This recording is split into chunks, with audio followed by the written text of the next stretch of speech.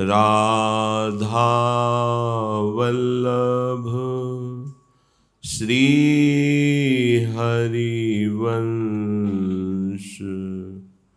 राधा वल्लभ श्री हरिवंश। वृंदावनेश्वरी तवैव पदारविन्दं प्रेमामृतैकमकरन्द रसौघपूर्णं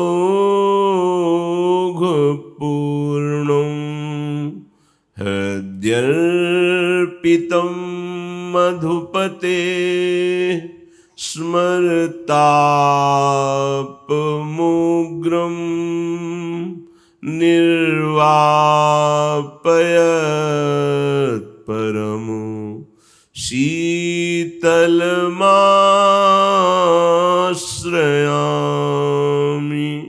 निर्वापयत् परमो शीतलमाश्रयामि। राधा राधा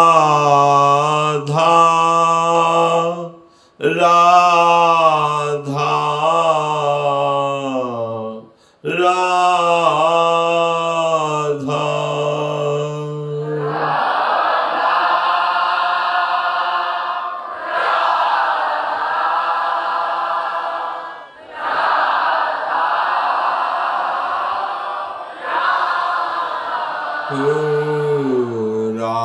राधा राधा। राधा राधा राधा राधा।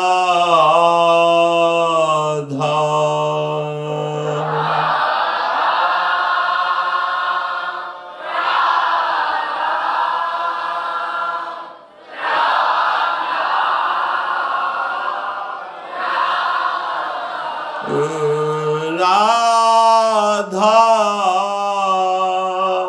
राधा राधा राधा।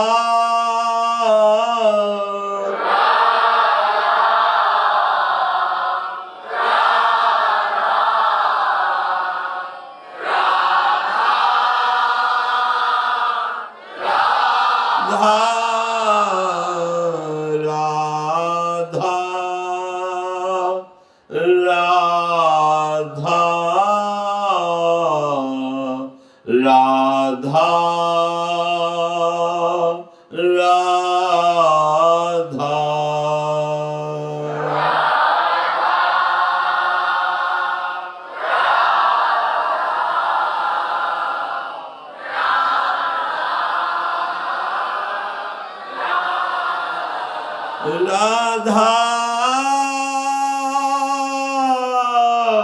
राधा राधा राधा।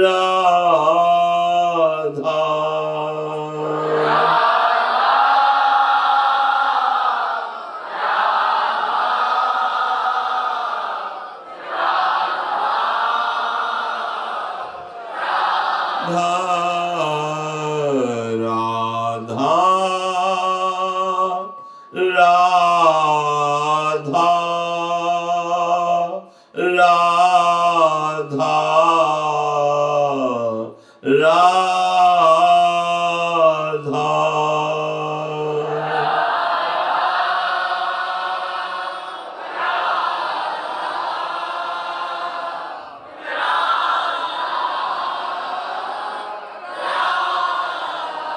श्री राधा वल्लभ लाल की जय। परम सच्चिदानंद घन प्रेमानंद स्वरूप नवनिभृत निकुंज महामहिम परम पावन श्री वृंदावन धाम।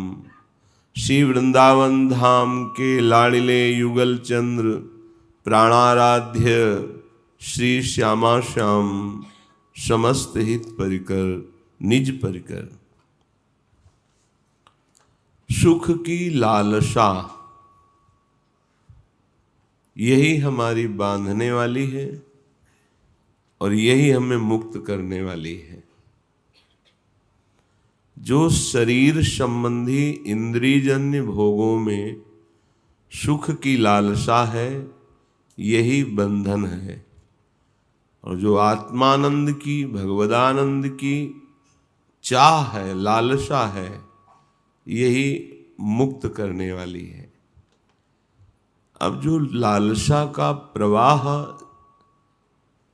भोगों की तरफ हो गया है, मन और इंद्रिय भोगों में सुख खोज रहे हैं, भोगों में सुख खोजने के कारण धन प्रिय लग रहा है, धन में प्रियता होने के कारण अधार्मिक बुद्धि बढ़ती चली जा रही है, अधार्मिक बुद्धि बढ़ने के कारण सच्चिदानंद प्रभु हृदय में है पर हमें सुख का अनुभव नहीं हो रहा।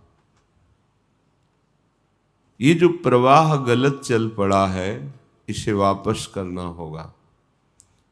ये सामर्थ्य उपासक में भगवान ने दी है। श्रीपाद कह रहे हैं तुम साक्षात आनंद वन में रह रहे हो। वृंदावन का एक नाम है आनंद वन, पर तुम्हें आनंद की अनुभूति नहीं हो रही तो निश्चित जैसे पित्त रोग बढ़ जाने वाले को मिश्री मीठी नहीं लगती, ऐसे ही विषय आसक्ति विषय भोगों की चाह चिंतन वृत्ति ये बढ़ जाने के कारण आनंद समुद्र वृंदावन में तुम्हें भगवदानंद की अनुभूति नहीं हो रही। नहीं तो ये सहजानंद है, साधन से नहीं प्राप्त होता, ये स्वाभाविक कृपा से अनुभव में आने लगता है।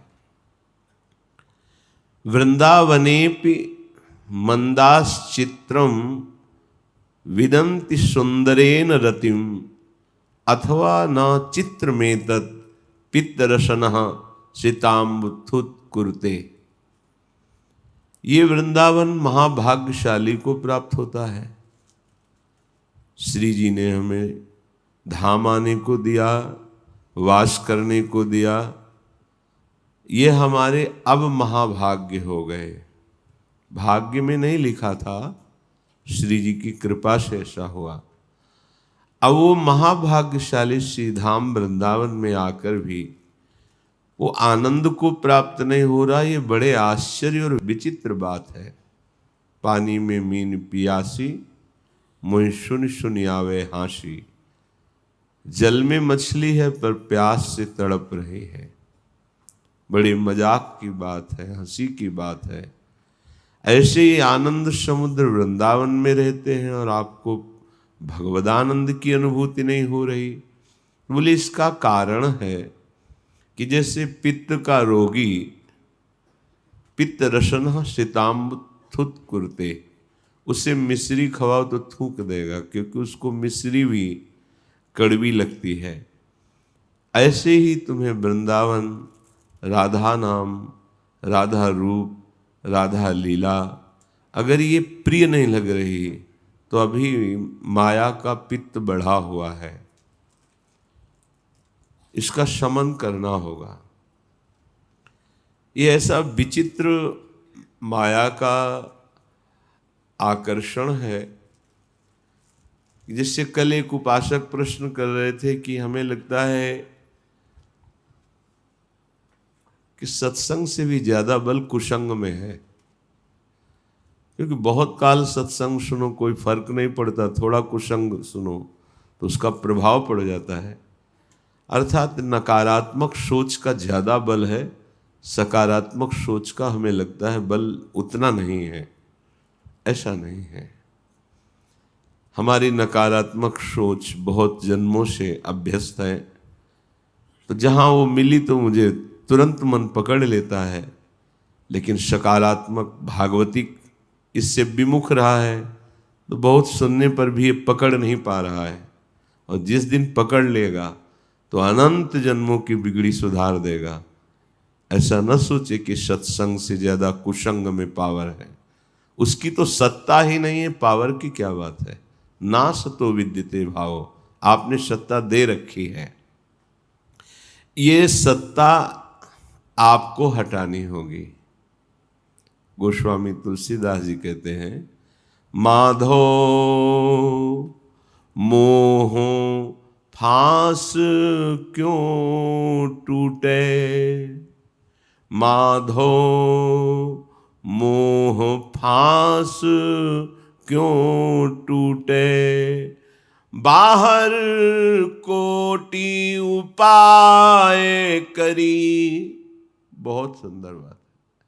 बाहर कोटि उपाय करी, अभियंतर ग्रंथि न छूटे,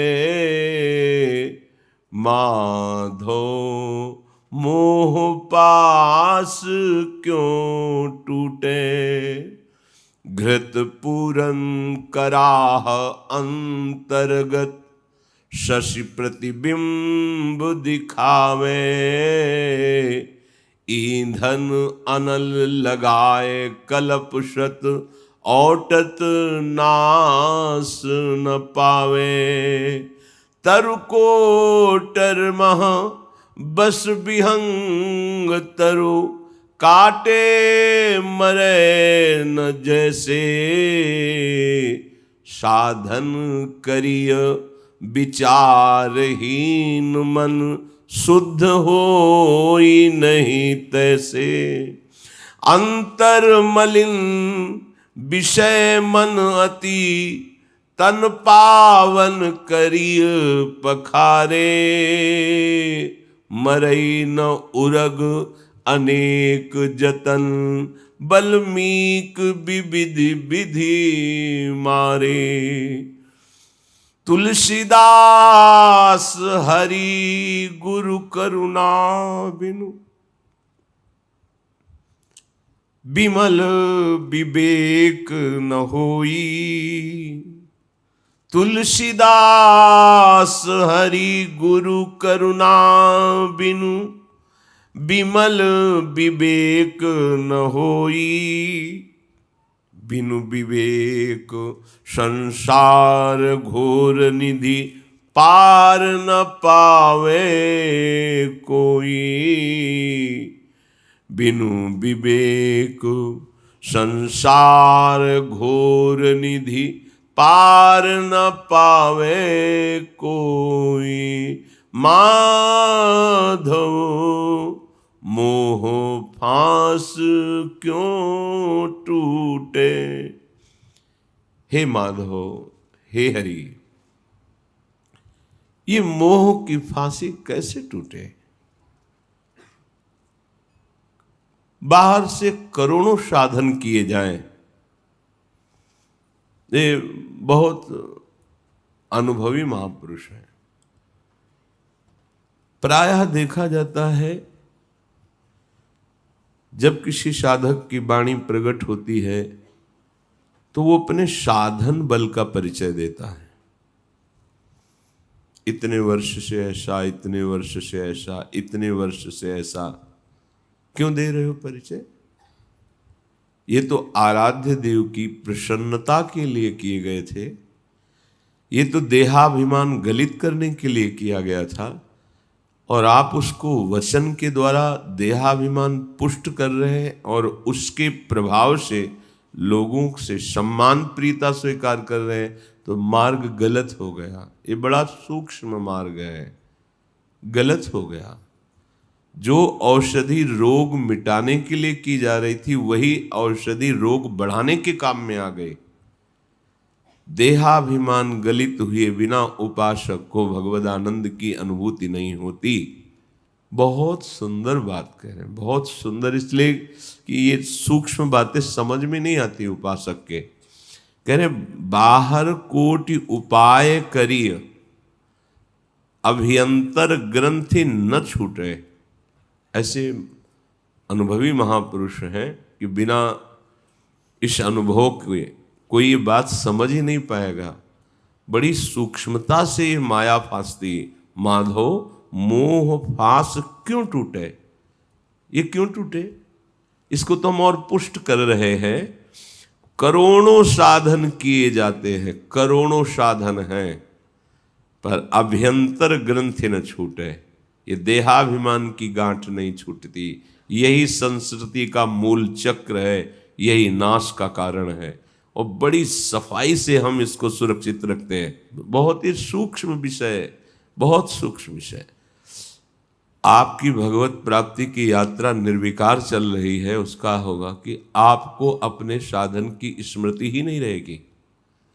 साध्य के स्मरण में इतना तन्मय है कि जो कठोर से कठोर साधन, आश्चर्य में साधन हो गए हैं, वो केवल कृपा मात्र है। कहीं भी उसके हृदय में अहम की गुंजाइश या पुष्टता नहीं हुई है। नहीं तो कह रहे हैं कि बाहर कोटि उपाय करी, करोड़ों साधन बाहर करते रहो, अभ्यंतर ग्रंथि न छूटे। अंदर की ग्रंथि नहीं छूट पाती है।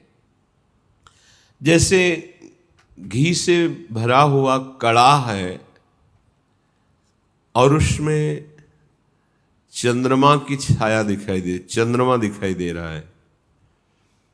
अब आप 100 कल्प तक आग लगा करके औंटिए, चंद्रमा में कोई फर्क पड़ने वाला नहीं।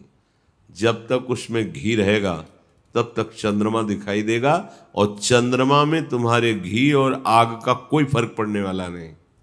समझ रहे? जब तक घी भस्म नहीं हो जाएगा तब तक चंद्रमा की कांति, प्रतिबिंब दिखाई देता ही रहेगा। इसी प्रकार जब तक ये अहंकार रहेगा तो मैं तत्व का ही तो उसका प्रभाव है। जो महान चैतन्य ब्रह्म स्वरूप मैं है, उसी का प्रभाव ये अहम है। पर वो मलिन अंतःकरण के कारण वो देह भाव को प्राप्त हो गया है। जब तक ये देह भाव है, जब तक ये मोह है, अहंकार है, तब तक कोई भी साधना कर लो, कोई भी साधना, जैसे चंद्रमा पे कोई फर्क नहीं पड़ता, ऐसे तुम्हारे अहंकार पे कोई फर्क पड़ने वाला नहीं, वो बढ़ता चला जाएगा। इसीलिए भगवत प्राप्ति कठिन कही गई कि जो अहम है इसका गलित होना बहुत कठिन बात है। बहुत सूक्ष्म विषय, बहुत सूक्ष्म विषय ये अहम है। जब अहम गलित हो जाएगा तो एक एक कदम आपके अंदर दैन्यता और कृपा के सिवा कुछ समझ में नहीं आएगा। दैन्यता, मेरे में कोई बल नहीं, तृणादपि सुनिचेन तरोरु सहिष्णुना अमानिना मान देन कीर्तनिया सदा हरि। हृदय द्रवित रहेगा, निरंतर भगवत स्मृति, याद भी नहीं अपने तन की और तन के किए हुए साधन की। आई ब्रजनारी सुनत बंसीरो, गृह पति बंधु बिसारे, तब दर्शन मदन गोपाल मनोहर, मन सिस्ताप निवारे। विस्मरण हो गया अपने संबंधों का, भोगों का, शरीर का, तब मदन गोपाल के दर्शन का अधिकार प्राप्त होता है। आई ब्रजनारी सुनत बंसीरो, गृह पति बंधु बिसारे, दर्शन मदन गोपाल मनोहर, मन सिताप निवारे। हर्षित बदन बंक अवलोकन, सरस मधुर धुनि गावे।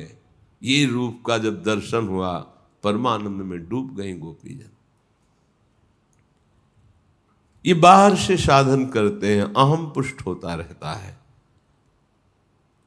इसलिए ये अहम केवल गुरुदेव की कृपा से नष्ट होता है।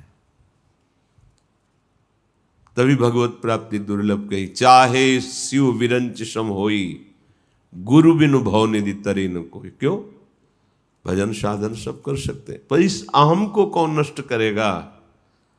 इसको केवल सदगुरु कृपा ही, गुरु कृपा ही केवलम। इस रोग की एकमात्र औषधि सदगुरु कृपा कटाक्ष है। आराध्य देव कृपा करते हैं तब सदगुरुदेव के रूप में मिलते हैं, और सदगुरुदेव कृपा करते हैं तो अहम को आराध्य देव के चरणों में समर्पित कर देते हैं, लीन हो जाता है। अहम साधना का बहुत बड़ा जहर है, बाधक है, और इसको प्रायः बहुत बचा के बहुत सुरक्षित रखा जाता है, क्योंकि इसके बिना संसार का अस्तित्व नहीं है। ये अहम गया कि संसार का अस्तित्व गया, आप सच्चिदानंदमय स्वरूप में स्थित हो जाएंगे। जैसे किसी पेड़ के कोटर में कोई पक्षी रहता है तो उस पेड़ के काट डालने से वो मर थोड़ी जाएगा। उसी प्रकार शरीर को चाहे जितना कष्ट दो, पेड़ के कोटर में पक्षी रहता है, आपने पेड़ काट दिया तो पक्षी को कोई फर्क थोड़ी पड़ा है, कोई फर्क नहीं पड़ा।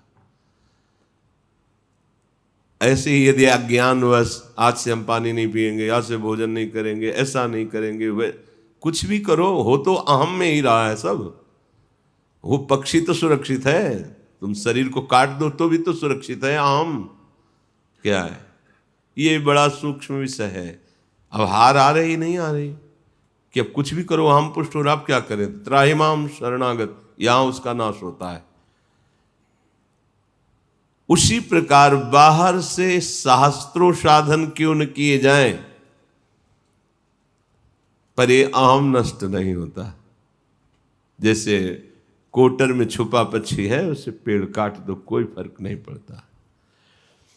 जैसे बिल में छुपा हुआ सांप है, ऊपर से हजारों लाठी बिल के ऊपर मारो तो क्या फर्क पड़ता है। ऐसे इस बिल में अंतःकरण में बैठा है अहम। ये ऊपर से पिटाई कर रहे हो, लेकिन बिल के ऊपर से लाठी लगने पर सांप में कोई फर्क नहीं पड़ रहा है। ये बहुत सूक्ष्म विषय है, बहुत सूक्ष्म विषय है। जैसे सांप के बिल में रहने पर आप बाहर से उसकी बांबी पर खूब प्रहार कीजिए, पर उसमें रहने वाले सांप पर कोई फर्क नहीं पड़ता। ऐसे ही खूब शरीर को जो चाहो जैसे चाहो करो, जब तक वो अहम अंदर बैठा है उस पर प्रहार नहीं होगा, तब तक वो बात नहीं बनेगी। ये संस्कृति मूल शूल प्रद नाना, सकल शोक दायक अभिमाना, ताते करें कृपा निधि दूरी, सेवक पर ममता अति भूरी। कैसे नष्ट होगा भाई, ये बाहरी उपायों से तो आपने बता दिया है। तो करें तुलसीदास हरि गुरु करुणा बिनु, बिमल विवेक न होई, बिनु विवेक संसार घोर निधि, पार न पावे कोई। हरि गुरु कृपा करते। सब जीवन का सार यही है कि हरि गुरु प्रसन्न हो जाए और वो करुणा दृष्टि से हमारी तरफ देख लें, बस मर जाएगा ये। इसी को कबीरदास जी ने कहा कि कृपा करके गुरु ने हमें ऐसी जड़ी दी है कि सूंघते ही माया मर जाती है। गुरु का दिया हुआ नाम, मंत्र, उपदेश ये सीधे अहंकार पर चोट पहुंचाता है। इसलिए गुरु चरण अनुरागी बहुत कम जन होते हैं। पास रहना अलग बात है, उनके वचनों के अनुसार जीवन समर्पित करना कोई बिरला ही होता है। गुरु चरण अनुरागी, जे गुरु चरण रेणु सिर धरहि, ते जन सकल विभव वश करहि। जे गुरु चरण रेणु अनुरागी, ते लोकहु वेदहु बड़ भागी। गुरु चरण, जब आप ये सुनेंगे और इस पर विचार करेंगे तो अभी मन हार रहा है कि मेरे किए तो कुछ हो ही नहीं रहा है, ये और बढ़ जाएगा। तो हे गुरुदेव, हे हरि, अब कृपा करो। अब ये मार्ग आ गया अहम नष्ट होने का। तुलसीदास हरि गुरु करुणा बिनु, बिमल विवेक न होई। अच्छा, विवेक प्रधान, ये बाहरी सब बातें नहीं होती इसमें, ये बांबी के ऊपर लाठी चलाना नहीं होता इसमें, सीधे सांप पर आक्रमण होता है। हर समय सावधान विवेक तो देखता रहता है अहंकार की चेष्टा को और गुरु की कृपा को। जब देखता है तो गुरु कृपा बल से अहंकार को निश्चेष्ट करता रहता है, उसे धूल धूसरित करता रहता है, कहीं पुष्टता नहीं हो पाती। अहंकार बड़ा सूक्ष्म होता है, बड़ा सूक्ष्म। जैसे सांप को जरा सा ऐसे वो फन खाड़ करके तब तक शांत नजर आएगा जब तक उस पर, और नहीं तो फन ऐसे ये लगता है कि बहुत शांत है, ऐसे करके देखो फिर वो फन। आप क्या समझते हैं? अब वो समझाने लगेगा, वो जो समझ पाया है कि मैं क्या हूं, वो फन काढ़ के खड़ा हो गया अब सांप। अब वो अपनी भाषा बोल रहा है अहम की। जिसका अहम गलित हो जाता है साक्षात प्रभु हो जाता है वो। ये बस अहम का ही पर्दा है। जहां अहम प्रभु में लीन हुआ तो भगवान और उस भक्त में अंतर नहीं रह जाता। तस्मित तज्जने भेदा भावात्, भगवान और भगवान का वो भक्त कहने मात्र का रह जाता है, वस्तुतः भगवान ही एकमात्र उसके हृदय में विराजमान होकर सारी चेष्टाएं करते हैं।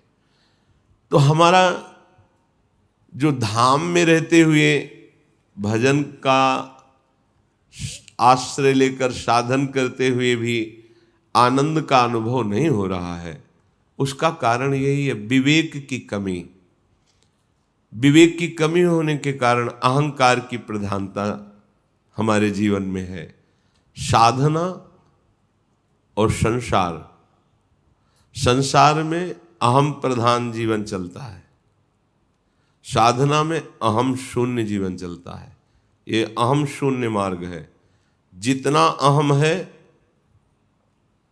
आपको लगेगा कि आप साधन मार्ग में हैं, नहीं, क्योंकि साधन मार्ग प्रारंभ ही होता है अहम शून्य से, आत्मसमर्पण।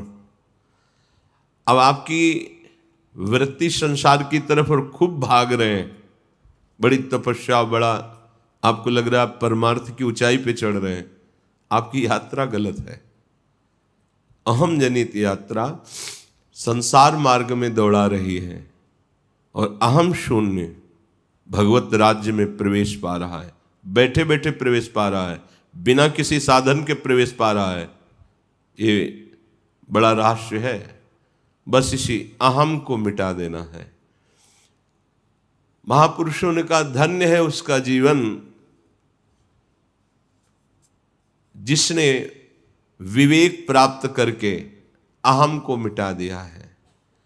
तज्ज्ञानम प्रशमकरम यदिन्द्रियाणाम तज्ज्ञेयम यदुपनिषत्सु निश्चितार्थम ते धन्या भुवि परमार्थ निश्चितेहा शेषास्तु भ्रम निलये परिभ्रमंती। बहुत सुंदर बात कह रहे हैं।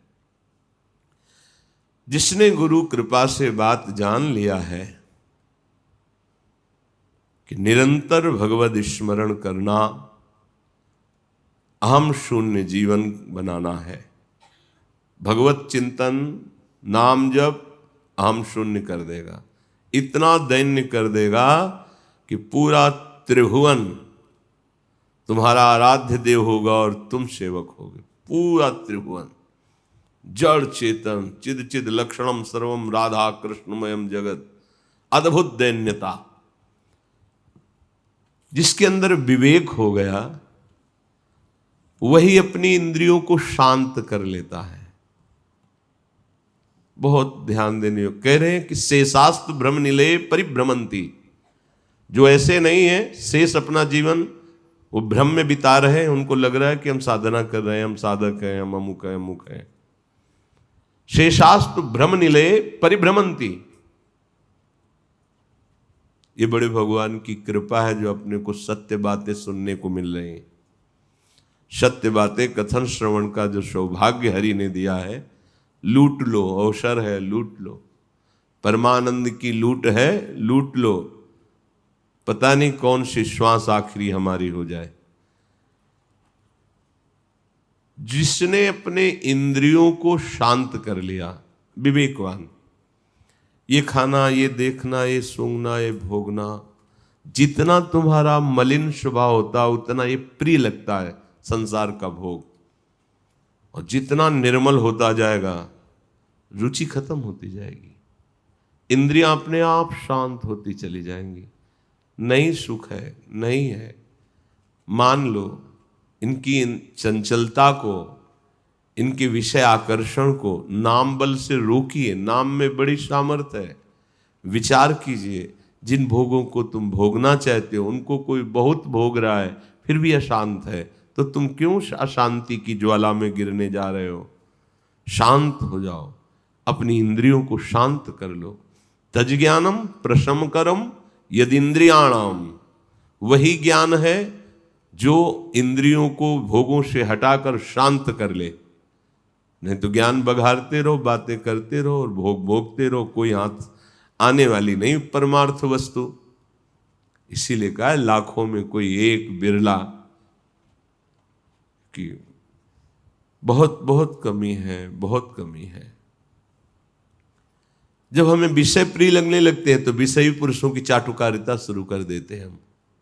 हाँ, चले थे, उम्मीदवार थे बादशाह पद के, हो गए तुच्छ भोगों के गुलाम, और समझते हैं अपने को हम कि बहुत उन्नति प्राप्त कर रहे हैं। नहीं भाई नहीं, गलत है। विषय प्रिय लगा तो देखने को मिलता है। कहाँ चले थे हरि के चरणारविंद का दासत्व, और कहाँ तुच्छ विषयी पुरुष और विषयों के दासत्व में आ गए। ध्यान देना। तज्ज्ञानम प्रशमकरम यदिंद्रियाणाम, परमार्थ के पथिक हो तो तुम्हें जो ज्ञान प्राप्त हुआ है उसका प्रयोग करो अपनी इंद्रियों को निर्विषय करने में। शांत कर दो इंद्रियों को। शांत, उनके भोगों का सानिध्य प्राप्त हो तो हलचल ही नहीं होनी चाहिए। ये रुपया क्यों प्रिय लगता है? इसमें कोई प्रियता नहीं है। ये इसलिए प्रिय लगता है कि इससे तुम्हारी प्रिय भोग वस्तुएं मिलती हैं। ये प्रिय भोग वस्तुएं क्यों प्रिय लगती हैं? इनमें बिल्कुल प्रियता नहीं है। तुम्हारे अज्ञान छा गया है इसलिए ऐसा। अज्ञान क्यों छा गया है? क्योंकि तुम हरि से विमुख हो इसलिए। अभी हरि के सन्मुख होकर भजन शुरू करो, अभी आपको इसका रहस्य पता चल जाएगा। तज्ज्ञेयम यदुपनिषत्सु निश्चितार्थम, देखो तुम्हारे मनमानी निश्चय को नहीं माना जाएगा। तस्मात् शास्त्रम प्रमाणम, शास्त्र जिसे निश्चित कहते हैं वही वस्तु प्राप्त करने योग्य है। तो जिसे उपनिषद, वेद, शास्त्र, महापुरुषों ने कहा वो ब्रह्म है, वो परमात्मा है, वो भगवान है, वो ईश्वर है, तो तुम्हारी सारी की सारी चेष्टाएं उसके लिए होनी चाहिए। अगर ऐसे हां तो तुम्हारा जीवन धन्य, और नहीं तो बोले भूल भुलैया में शेषास्तु भ्रम निलय परिभ्रमंती। इसके अलावा जिसने अपनी इंद्रियों को शांत कर लिया है और सारी चेष्टाएं एकमात्र प्रभु की प्रसन्नता के लिए भजनमयी हो रही, धन्य है उनका जीवन। इसके अलावा सबका जीवन, कह रहे शेषास्तु भ्रम निलय परिभ्रमंती, सब भ्रम में अपने जीवन को नष्ट कर रहे हैं, भ्रमित हो रहे हैं। परमार्थ है शब में प्रभु का दर्शन करने की वृत्ति वाला, और अहम का स्वरूप है सबसे बड़ा बन करके हमारा नाम, हमारा यश, हमारा सिद्धांत, हमारा उपदेश अद्वितीय। दिशा गलत हो रही है। ये बहुत सूक्ष्मता का विषय है। बाहर से तो कोई नहीं समझ पाएगा, अंदर से आप देखिए। आप क्या देखने चले थे? सर्वम खलमिदम ब्रह्म, बहुत सूक्ष्म विषय है, बहुत सूक्ष्म विषय। उपासक ध्यान दे। आदौ विजित्य विषयान मद मोह राग द्वेषादि शत्रुगण माहृत योग राज्या ज्ञात्वामृतं शमनुभूत परात्म विद्या कांता सुखावत गृहे विचरन्ति धन्या। वो धन्य है जिसने पहला कदम जमा दिया, मोह का नाश करके, मद का नाश करके, राग का नाश करके, द्वेष का नाश करके इन शत्रुओं पर विजय प्राप्त की। धन्य है उसका जीवन। बाबा जी बनना सरल है, लेकिन साधुता आना कठिन है। कई लोग ये प्रश्न कर देते हैं कि कैसे जाना जाए कि ये संत है, कैसे जाना जाए? पहली बात है कि बिना संत बने तुम संत को जान ही नहीं सकते। दूसरी सहज बात है, संत की पहचान की सहज पहचान होती है। जिनके संग से भगवान का रंग बढ़ने लगे, नाम रूप लीला धाम, जिनके संग से बुराइयां तुम्हारी उभर कर तुम्हारे सामने आकर चुभने लगे कि मैं बहुत नीच हूं, अब मुझे नहीं करना चाहिए, जिनके संग से हृदय शीतल हो जाए, जिनके संग से तुम्हारी मांग मिटने लगे, वो संत है। संत कभी मांग नहीं रखता, उसके संग से तुम्हारी मांग पूर्ण हो जाएगी, तुम्हारे अंदर इच्छाओं का नाश हो जाएगा। जो इच्छा रखता है वो संत कैसे हो सकता है? भोगों की इच्छा रखना, पैसे की इच्छा रखना, वस्तु की इच्छा रखना, अरे हम निकले काहे के लिए हैं? इनको कबाड़ बटोरने के लिए निकले। ये कबाड़ ही है, चाहे जितना बैंक बैलेंस कर लो, कबाड़ ही तो, मरोगे बैंक लाद के ले जाओगे। नाम रूप लीला धाम। अब यथा योग्य जैसे प्रभु चला रहे, इसका कोई महत्व तो नहीं है, कोई इसका महत्व तो नहीं है। दैववश जैसे चल रहा है, अगर इनकी आकांक्षा है, इसका महत्व है, इसकी मांग है, इसकी चाह है, चाहे जो भेष रख लो, अभी साधुता नहीं है। साधुता नहीं तो परमानंद नहीं है। आदौ विजित्य विषयान मदमोह राग द्वेषादि शत्रुगण माहृत योग राज्या। सबसे पहले साधु को चाहिए, उपासक को चाहिए, विजित्य विषयान मदमोह राग द्वेषा। आपको जीतना है, मद को जीतना है, मोह को जीतना है, राग द्वेष को मिटा देना है, तब जाकर राज सिंहासन पर बैठता। बादशाह तो तभी होता है जब शत्रुओं को पराजित कर देता है। आपने तो अभी पराजित करने की ठाना ही नहीं है, आप तो इन्हीं की चाह कर रहे हैं, फिर कैसे आप बादशाह हो जाएंगे? बिना शत्रुओं को परास्त किए बादशाह के? चाह मिटी, चिंता मिटी, मनुआ बेपरवाह, जिनको कछु न चाहिए वो साहन के शाह। सुरपति नरपति लोकपति, जिनके भावे घास, रहे परम आनंद में तज सब ही की आस। ये बाबा, ये संत, ये साधु जगत मंगल स्वरूप है, कोई खिलवाड़ वाला, नाटक वाला ये मार्ग नहीं है। और जो इनका आश्रय ले लेता है वो जगत विजयी हो जाता है। चाहे गृहस्थ में हो, चाहे जिस मार्ग, जहां संतों का आश्रय हुआ, निर्विषय निर्विकार परमानंदमय स्थिति की चाह ये अपने आप हृदय में आने लगती है। देखो उपासक, मद मोह राग द्वेष आदि शत्रुओं को जीत करके अपने स्वरूप साम्राज्य में स्थापित, हे परमानंद का मार्ग है ये, घिघियाने का मार्ग थोड़ी है। अमृत पद का अनुभव से होता है ये सब। जो इंद्रियों को शांत कर लिया, राग द्वेष पर विजय प्राप्त कर ली, वो अमृत पद पे। वैराग्यवान को क्या सुख है? सम्राट भी नहीं जान सकता, देवराज इंद्र भी नहीं जान सकते वैराग्यवान को जो सुख है। फिर अनुरागी को जो सुख है वो तो बहुत ही अलग बात हो गई। जो वैराग्यवान है, विषयों पर विजय प्राप्त किए हुए है, उसके अंदर जो विवेक है वो ऐसा है जिससे पतिव्रता पत्नी पति को सुख पहुंचाती रहती है। ऐसे ही वो विवेक परम सुख प्रदान करता रहता है उस उपासक को। और जैसे कोई अपने घर में सुख शैया पर सोता है, ऐसे पूरे विश्व ब्रह्मांड में सुखपूर्वक अपने घर की तरह रहता है जिसके विवेक जागृत हो गया है, जो इन दोषों पर विजय प्राप्त कर लिया है। साधुता का मतलब दोषों पर विजय प्राप्त करना है।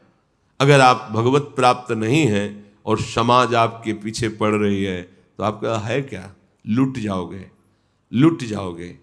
एक प्रणाम भी किसी का फ्री नहीं है कि वो प्रणाम किया फ्री है, देना होगा, उसका हिसाब देना होगा आपको। अगर एक भी प्रणाम स्वीकार करते हैं तो बहुत सावधानी की जरूरत है।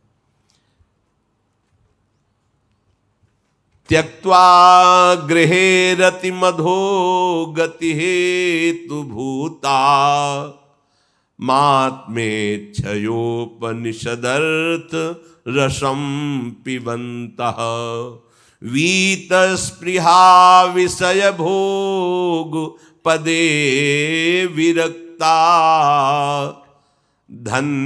धन्याश्चरन्ति विजनेषु विरक्त संगाः। अधोगति को प्राप्त होता है जो शरीर रागी होता है। ये घर है, देख लो, बहुत प्यार है इस घर से, देह प्राण इसी में आसक्ति है। हम कहते हैं अपने को भगवत अनुरागी, हम कहते हैं अपने को ब्रह्मज्ञानी, और स्थिति कहाँ है?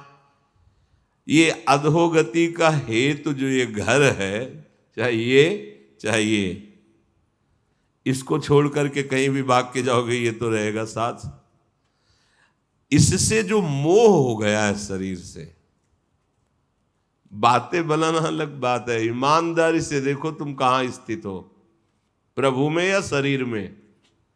हृदय से देखो, ये परमार्थ का सत्संग है। हृदय से देखो स्थिति कहां है। तो जब तौल ली जाती है विवेक रूपी तराजू में तो पलड़ा भारी देहाभिमान का ही निकलता है। फिर मिला क्या? तो आर्तभाव से क्यों नहीं शरण हो जाते प्रियालाल की? क्यों हमको पुष्ट कर रहे हो? अधोगति का माने पतन का ये हेतु है। ये मैं शरीर हूं, इसका राग जो है बड़ा सूक्ष्म राग है, जो इस अधोगति के हेतु जो घर है, शरीर है, इसके मोह को छोड़ देते हैं। और कैसे भगवत प्राप्ति हो, बस इसी जिज्ञासा में लगे रहते हैं। निश्चित वो भगवदानंद का पान करते हैं, वो उपासक पान करते हैं। शरीर की परवाह नहीं है, सेवारत शरीर है, बिल्कुल असंग शरीर से वो हर समय नाम जब चल रहा है। और जो सेवाएं हैं इसको ऐसे शरीर को ज्यादा दुलार मत करो। कोई कोई तो इतना दुलार करके सजा के रखते हैं कि बहुत पछताओगे। ये बहुत धोखेबाज है, इससे प्यार करने का मतलब है पतन। शरीर का राग तुमसे ऐसे पाप करवाएगा जिससे दुर्गति को प्राप्त होगे। सच्ची बात कह रहे हैं। तो सावधानी, थोड़े वचन कड़ुए लगेंगे पर दवा बढ़िया है। ये सुदर्शन चूर्ण है, सुदर्शन चूर्ण ने बहुत कड़ुआ पर जड़ से बुखार नष्ट करता है। इसी पे तो फंसे हैं, इसी पे फंसे। खास बात है हमारी दुर्गति का कारण यही शरीर, और यही शरीर सदगति का कारण बन जाएगा। त्यक्त्वा गृहे रति मधोगति हेतु भूता, अधोगति प्राप्त कराने वाला ये है। इसमें आसक्त मत हो। जैसे किसी नौकर को अच्छा भोजन वस्त्र पहना दिए और रात दिन उससे काम करवाते हैं, ऐसे इसका प्रयोग करो। तुम शरीर नहीं हो। उचित भोजन, उचित वस्त्र, उचित शय्या, युक्ताहार विहारस्य युक्त कर्मस चेष्टस निरंतर भजन में लगाओ, शरीर के द्वारा की हुई सारे पाप भस्म हो जाएंगे, अभी आनंद की अनुभूति हो जाएगी। कह रहे हैं इसमें, जिस समय कोई अधोगति के हेतुभूत इस शरीर से मोह छोड़ करके कैसे भगवत प्राप्ति हो, ऐसी जिज्ञासा संत समागम में करके प्राप्त उपासना में रत होता है तो ब्रह्मानंद का पान करने लगता है। एक अद्भुत सुख, एक अद्भुत आनंद की अनुभूति। जिसको भगवदानंद की अनुभूति हो रही और उसकी पहचान बता रहे, जिसके बहुत ध्यान देने योग्य, जिसके हृदय में अधोगति का हेतु शरीर राग नष्ट हो गया है, संतों के संग से भगवत प्राप्ति की लालसा बढ़ गई है, वो भजन परायण भगवदानंद का स्फुरण हो जाता है। पहला लक्षण होता है वो निष्प्रिय होता है, किसी की कोई अपेक्षा नहीं रहती, ये आंतरिक लक्षण होता है। किसी के मिलने से कोई हर्ष नहीं, किसी के जाने से कोई विषाद नहीं। एक बार पूजपाद उड़िया बाबा के पास कुछ उपासक आए हुए थे, 2-4 दिन रुके, बोले बाबा अब आदेश कीजिए, जा रहे हैं। तो बोले बुलाया किसने था, जाइए। बोले आए की हुज्जत नहीं, गए की तलाश नहीं, निष्प्रिय। देखो निष्प्रिय हो बोला नहीं हो सकता है, हमारा मालिक हमसे आके पूछे, आके ये ले लो, ये ले लो, खिलौने मत लेना, अगर खिलौने ले लिए तो गोद में नहीं बैठा लेंगे, खेलते रहो खिलौने, नहीं मुझे आप चाहिए। क्या चाहिए आपको, क्या नहीं सब ठीक है। ये कहना सीखो, जबान से कहना सीखो, पहले वाणी से सीखो। समस्याएं, आवश्यकताएं, चाह, ये कब दूर करोगे। क्या आपको कुछ चाहिए, नहीं कुछ नहीं चाहिए, वो खुद चिंता करके व्यवस्था करेगा। नहीं जैसे है वैसे, मुझे श्री जी चाहिए, इस पे कोई बीच में पोलापन नहीं होना चाहिए। हम अन्य में राजी नहीं होंगे, हमें श्री जी चाहिए, श्री जी बैठा लो हृदय में।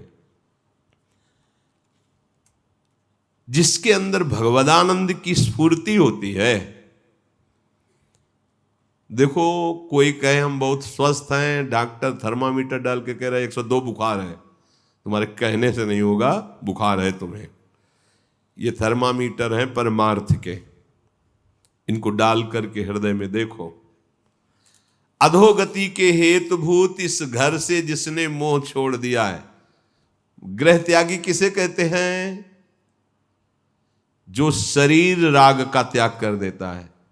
बात समझनी है, बात नहीं समझे ना बहुत गड़बड़ है मामला। फिर घर से निकले थे भगवान प्राप्ति के लिए, राजी हो गए भोगों को लेके, कितना घाटा सौदा कर लिया यार। हमारा आंतरिक वैराग्य रोज निखार आना चाहिए था। जब घर से निकले थे तो भोजन की भी परवाह नहीं थी, वस्त्र की भी परवाह नहीं थी, रहने की भी चाह नहीं थी, मिटने की चाह थी, मुझे भगवान चाहिए, एकमात्र भगवान। तो पूरे जीवन भर उपासक को उस दिन की याद रखनी चाहिए जिस दिन उसने कदम निकाला था भगवान के लिए, कि सिर्फ भगवान चाहिए था, बीच में कुछ भी राजी नहीं होंगे। आप बाजार लगा दो तो वो आपकी मौज है, हम सिर्फ आपको चाहेंगे, आपको चाहेंगे, आपको पाएंगे, दूसरी तरफ देख नहीं सकते। वैराग्यवान का जीवन इसलिए थोड़ी होता है कि वो किसी सुख की चाह रखता है। हर सुख की चाह को मिटा देना ही तो भगवत मार्ग के पथिक का भाव है। तो जिसके अंदर भगवदानंद स्फुरित होता है वो निष्प्रिय होता है। बाहर से प्यार का व्यवहार होता है, अंदर से सिर्फ श्यामा श्याम में आसक्त होता है। अंदर कोई गुंजाइश नहीं, मेरे तो गिरधर गोपाल दूसरों न कोई, ये अंदर की स्थिति होती है, निष्प्रिय होता है। और दूसरी बात, कोई भी विषय भोग उसे आसक्त नहीं कर सकता। बहुत सुंदर, वीतस्पृहा विषय भोग पदे विरक्ता। कोई भी विषय भोग उसे आसक्त नहीं कर सकता। ये भी कमी छोड़ो, चाहे जितना सुंदर भोजन बना हो, उत्साह नहीं आना चाहिए आपके अंदर। पाना है भूख मिटाने के लिए, उत्साह नहीं होना, आनंदित नहीं होना। आज अमुक वस्तु सुन के आनंदित, ये बहुत खतरनाक खेल है, आपको आगे नहीं बढ़ने देगा परमार्थ में। हाँ, क्षुधा है, जो भी जैसा भी, जो ज्यादा अच्छा लगे उसे कम लीजिए। जिसके लिए मन कहे कि आज तो ये नहीं लेंगे, आज यही लेंगे, तो जिसके लिए कहे नहीं लेंगे उसी को लीजिए, और जिसके लिए कह रहे लेंगे तो थोड़ा ले लीजिए। अगर अंदर से आपको प्रिय वस्तुएं जो लगती हैं आप उनका भोग कर रहे हैं, तो आप अपने परमार्थ मार्ग में गिरने के चांस पैदा कर रहे हैं। मान लीजिए प्रार्थना, श्री जी के पास कुछ कमी नहीं है, पूरी सृष्टि का पालन पोषण कर, आप जो चाहोगे मिलता रहेगा। जो इच्छा करियो मन माही, हरि प्रसाद कछ दुर्लभ नाही। पर मान लो हमारी प्रार्थना, जब तक भगवत साक्षात्कार ना हो जाए तब तक ऐसी छूट मत दो कि जो इंद्रिय जन्य भोग तुम्हें प्रिय लगता है तुम आनंदित होकर उससे पा रहे हो। नहीं, उसके विरोध में हो। ये संतों की रहनी अलग होती है, भगवत प्राप्ति का जो सिद्धांत है वो अलग है। मन कह रहा है कि रोटी तो रोज पाता हूँ, आज तो अमुक अमुक चीज है, तो अमुक अमुक चीज भैया इतनी रख दीजिए। हमने देखा है महापुरुषों को, और वही ले ली, शांत भाव से पा लिया। मन को अच्छा नहीं लगेगा, जब मन को अच्छा नहीं लगेगा तो भजन बहुत बढ़िया होगा, देख लेना। और जिस दिन ये सब पालोगे तो देख लेना भजन। अब भजन में आपकी उतनी रुचि नहीं, इसलिए देख नहीं पाते हो, नहीं दूसरे दिन पाने की इच्छा नहीं होगी। अगर भजन में कमी हो जाए तो तुम्हारी इच्छा नहीं होगी दूसरे की, धिक्कार हमारे जीवन को, हमने ऐसा क्यों पाया जो प्रमाद स्थिति आ गई और भजन छूट गया श्री जी का। बहुत सावधानी की जरूरत है प्यारे। ये अमृत पद प्राप्त करने के लिए मिला है समय, इसे व्यर्थ में नहीं। और भोगों में अनासक्त, निष्प्रिय, भोगों में अनासक्त, और किसी का भी संग नहीं। ध्यान दीजिए, ये ऊंचाई पे चढ़ने के लिए बात है। एकश्चरण रहस्य चित्त मनंत से युंजीत तद वृत्तिषु साधुषु चेत प्रसंगा। या तो असंग एकदम अकेला, और संग तो भगवत प्रेमी महात्मा का बीच में नहीं। व्यवहार बर्ताव करो, अंदर से संग मत करो, अंदर से अपनापन मत रखो, निस्संग भाव और जन शून्य प्राण प्रिय स्थान लगने लगे। आप बहुत बढ़िया सुविधा है, अपना कमरा दिनचर्या की, कमरे के अंदर गए, सिटकिनी बंद की, पर्दा लगाया, एकांत। अब चित्त को प्रभु में लगाओ। अब देखो मना स्थिति तुम्हारी भगवदानंद में है या विषयानंद में। पर यहां उल्टा होता है। समाज में तो बहुत सावधान से बैठना ही पड़ेगा, क्योंकि 100 की दृष्टि एकांत में। जिसका एकांत गलत है उसका जीवन गलत है, जिसका एकांत पवित्र है उसका जीवन पवित्र है। एकांत को सुरक्षित रखो, एकांत को पवित्र रखो, एकांत को बिल्कुल सावधानी से काटो। ये बात हमारी गांठ बांध लीजिए। आप अगर एकांत को प्रमाद स्थिति में काटेंगे तो वही आपके जीवन के लिए बहुत बड़ी हानि हो जाएगी। अब ऐसे तो नहीं, अब जब एकांत पहुंचे तो जिनके पास मोबाइल खुल गए मोबाइल, नहीं तो 4 बैठकर बातें करने लगे, नहीं तो विषय चिंतन करने लगे। नहीं, एकांत आपका बहुत सुव्यवस्थित, सुरक्षित, शास्त्र सम्मत कटना चाहिए। वो धन्य है, उनका धन्याश्चरन्ति विजनेषु विरक्त संगाहा। धन्य है ऐसे वैरागी जन जो ऐसी दिनचर्या रखते हैं। त्यक्त्वा ममाहमिति बंध करे पदे द्वे, मानावमान सदृशाः समदर्शिनश्च, कर्तारमन्यमवगम्य तदर्पितानि, कुर्वन्ति कर्म परिपाक फलानि धन्याः। जो इस बात को मिटा दिया, मैं और मेरा, बस यही बंधन है। जो साधु, जो साधक, जो उपासक मैं और मेरे को समर्पित कर दिया भगवान के चरणों में, यही दोनों बंधन है।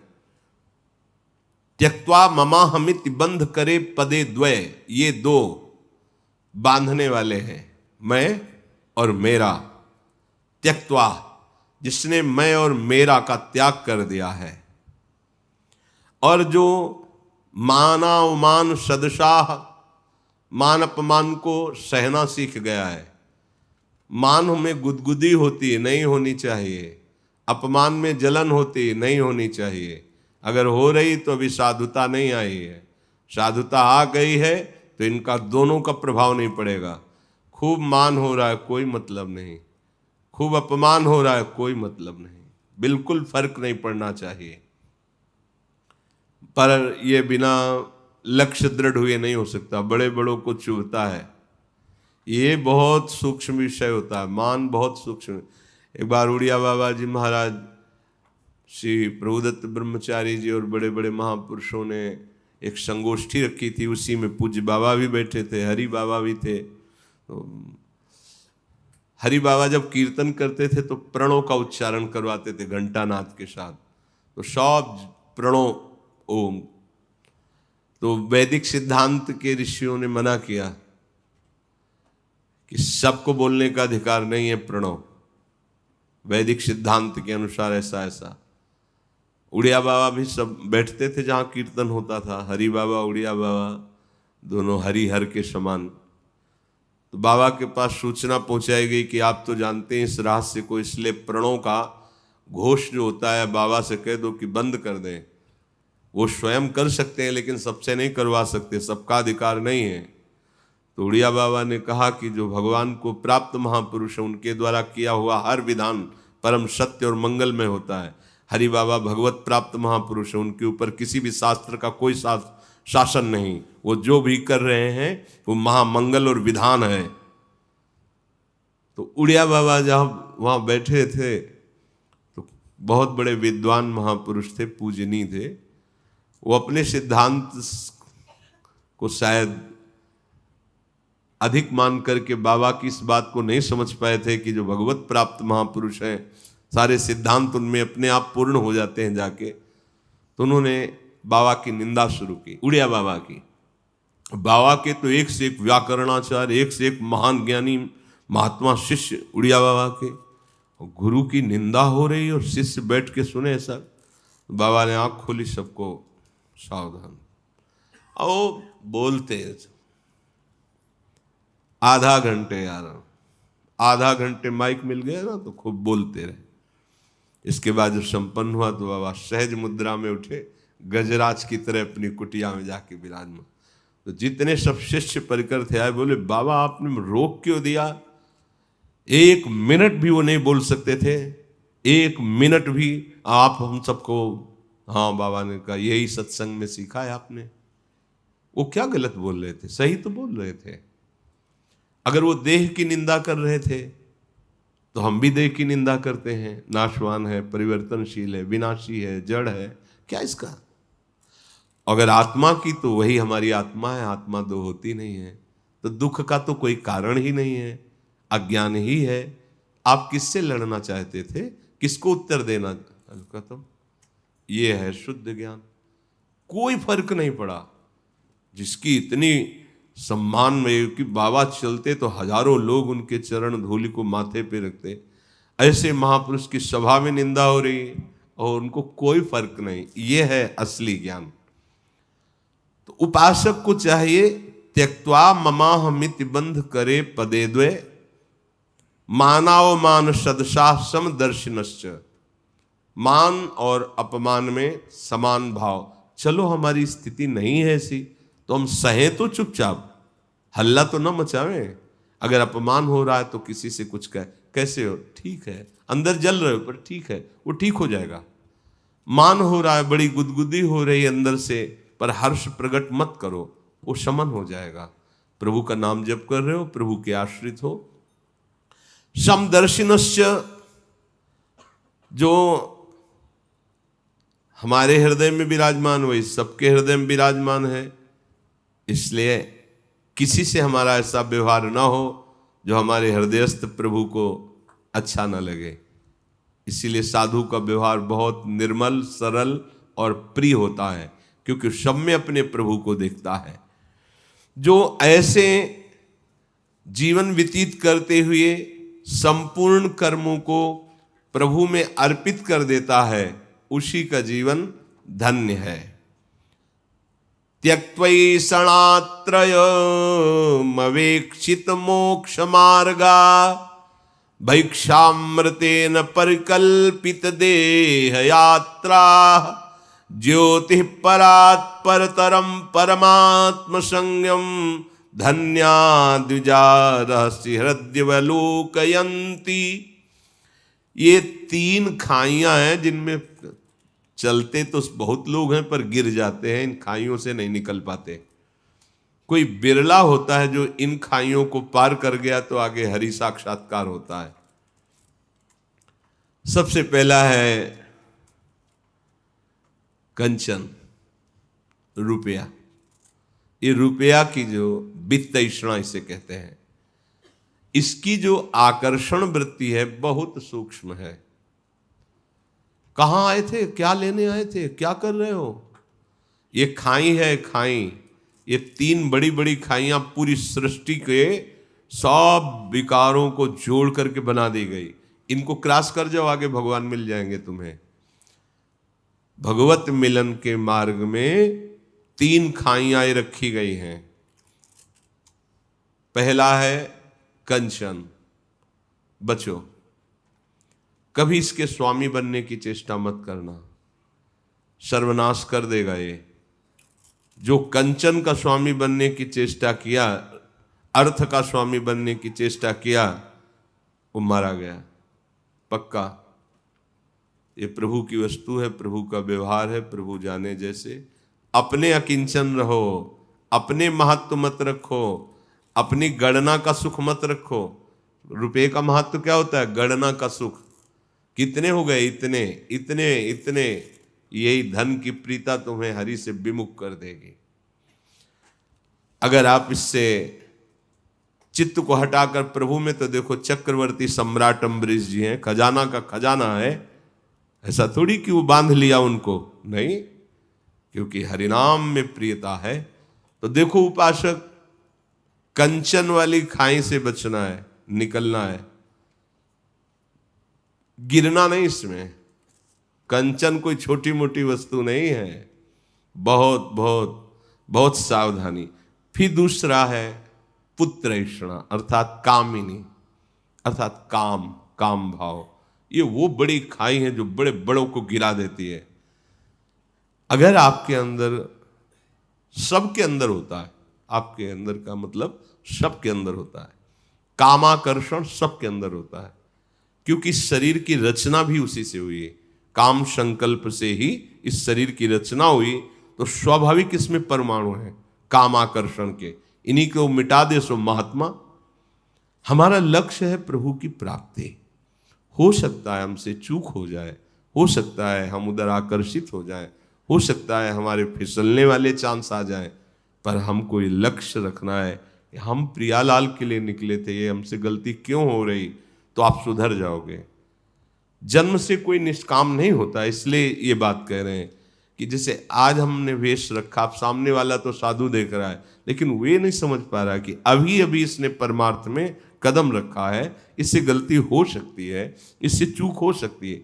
संसार क्षमा नहीं करता, ये तो परमार्थ का पथिक जो चलता है वो जानता है कि ये समस्या बहुत बड़ी समस्या है, छोटी समस्या नहीं है। पर हमें इसे बहुत बड़ी मानकर हार भी नहीं जाना है, इससे विजय पाना है, और इससे विजय पाने के लिए हमारी लाडली जी समर्थ है। नागरी दासी जन्म जितायो बलिहारी बलिहारी, हमारी श्री जी हमारा बल है, वो हमें आगे बढ़ाती है।